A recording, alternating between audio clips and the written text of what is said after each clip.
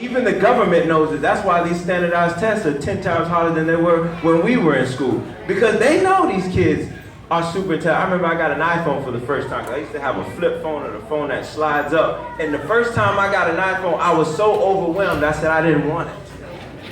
Because I was just like, this is too tough. Now you give a kid an iPad or an iPhone, they'll go to work on it. And they will teach you how to do it. And so that's why don't think these kids aren't watching. Don't think these kids can't do the algorithms and perform that logic in their mind, because they are extremely intelligent. And the last thing, I just want to leave with you all is trust in God. Everything that I've done as far as graduating from law school, getting a job in Madrid, Spain, because I went to the Lord one day and I was like, Lord, I'm tired of competing. Because that's all law school is. It's just this competition, and people are hiding books that kids need to like study and do well in classes. Kids are taking those books home and hiding them because they don't want the other students to get them. So this is the level of competition, because they say if you're not at the top of your class, you're not going to get a good job. That's the rumor around law school. And I told the Lord one day, I was like, I'm getting tired of this competing. I've been competing my whole life, whether it's sports, whether it's in school, who's got the best clothes, who got the best shoes, whether it's on the football field. I was just like, Lord, I'm tired, I'm old, I don't have time to be competing. At the end of the day, whatever is for me should be for me. And I shouldn't have to try to take it from somebody else and compete with somebody else just to get that. My blessing is my blessing. And believe it or not, he did bless me. And he did give me a job over in another country where the only person I'm competing with is myself. And I believe that that's entitled to everyone. And ask not, receive not. So if you ever feel like it's just the world's not connecting, you're not getting what you want, all I can say is just trust in God. My Lord and Savior Jesus Christ has got me to where I am, and there's just no possible way that I cannot acknowledge him in this very moment, because every accomplishment was prayed for. Everything I have was prayed for, and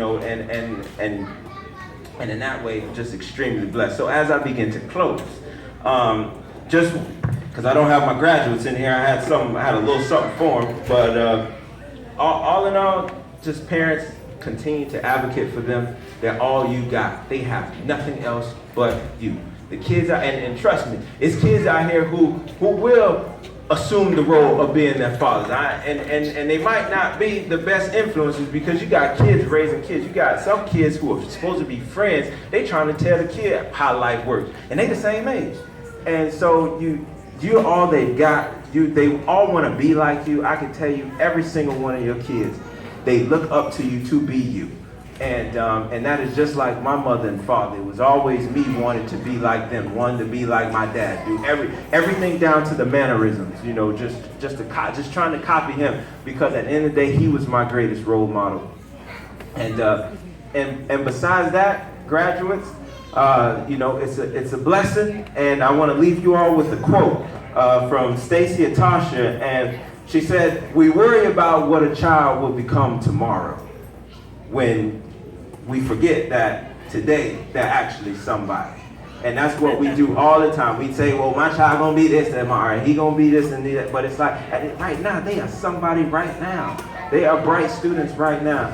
And that's a super profound quote. And I appreciate you all having me. It was a blessing to speak with you all. And Ms. Holmes knows how to get in touch with me. So if there's anything anyone ever needs, I feel like that's what life is all about, helping somebody else. Because sometimes when you're just helping yourself, you find yourself in a dark place, but when you really start reaching out and helping people, it makes life that much better. So I truly appreciate you all having me here. Thank you so much.